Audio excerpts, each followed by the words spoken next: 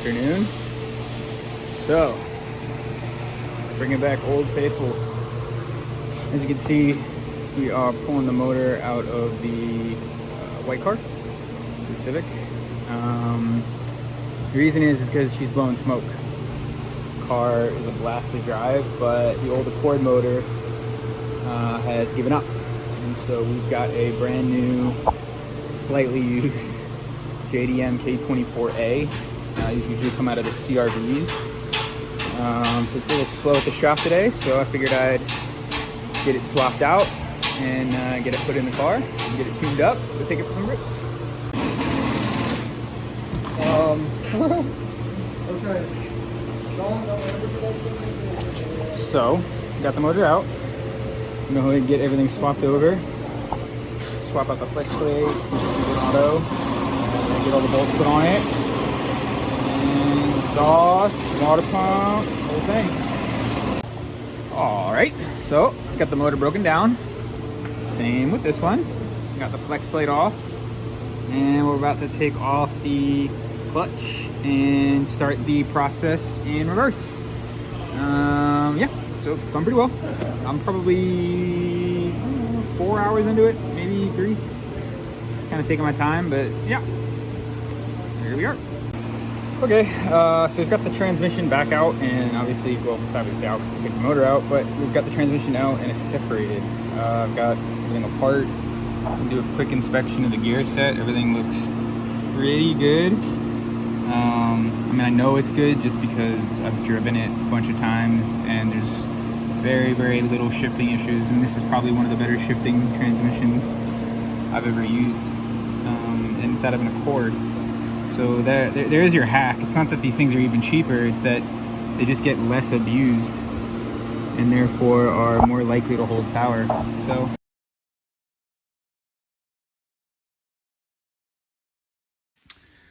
So while we wait for a speed sensor, because the old one got lost, I think in Mordor, I went ahead and put the new hood buttons on. Now, if you're familiar with these things, they're normally something like, I don't know where my set is, but typically these things are like the size of a quarter, and these things are huge. They're basically like half the size of my hand.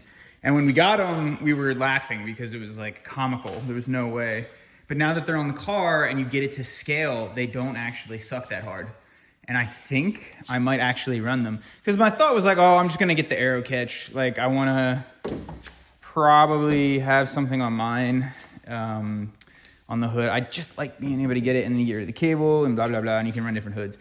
Well, I guess you can do that anyway. The point I'm trying to get at is, I would have never suggested these beyond the arrow catch, and now that I'm playing with them, I kind of like them. It's literally the same thing, just bigger, and you get them down, and like if you get the alignment right, very satisfying click. This one, oh, I think it's shut by itself. Yeah, I mean, like, it just wants to shut perfectly if you get it right, which, you know, they all do, but the little ones, the hood was too big, and I see why they did this.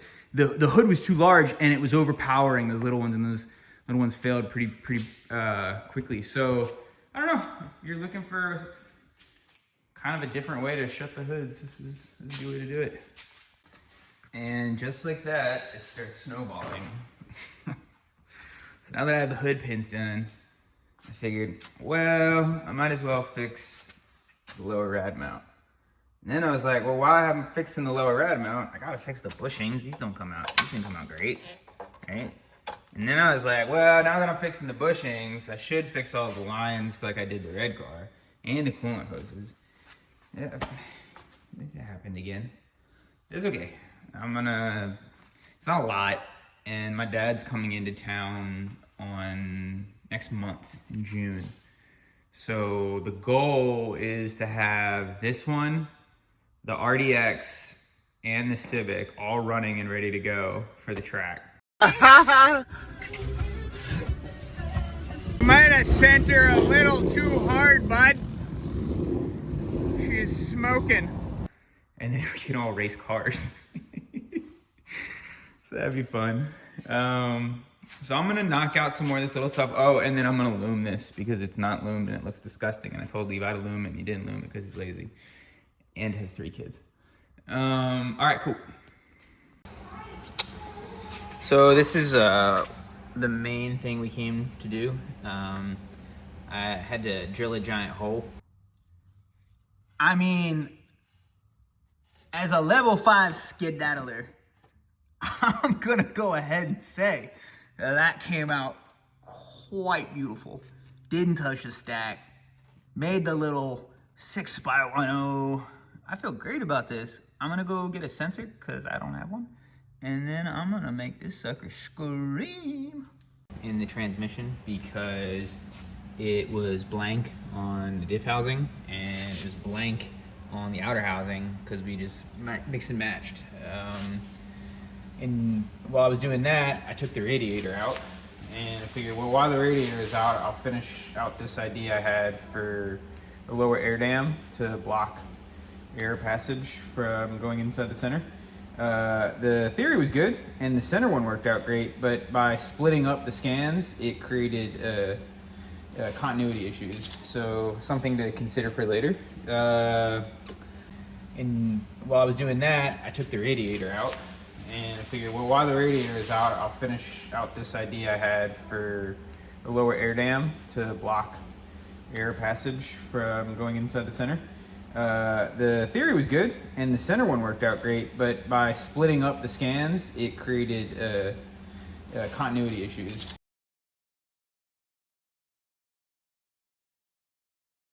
So something to consider for later. Once I finished the radiator, I realized I wanted to redo the intake manifold because I realized how junk 2 is. So I upgraded from a knockoff Skunk 2 to a knockoff Skunk 2 Pro, which is what it is. This is a decent unit though because it's a 2-piece. The casting is better. I still need to clean up one of the runners because it's junk. But once that's cleaned up and this is, all sealed and good, it should be fine.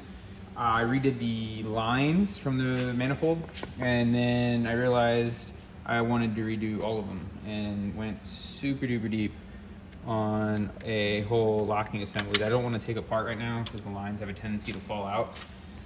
But basically it's all dry brakes under there, and that's TPU, 90A TPU that seals everything so that the dry brakes don't get any weather on the spring mechanisms. I noticed that when I was putting it together, when I was taking everything apart, I was looking at what held up and what didn't. These held up really well, but they were crunchy and they needed to be squished together. And I figured maybe because the weather had gotten into spring, so I figured that if I sealed them, I won't have that problem. So I redid all the lines up to there, and then realized there was this giant hole, and it looked horrible. So I redid that, whole fuel there and back. And now I'm at the point of the brake lines. So this is the last part of the hydraulics that need to get done.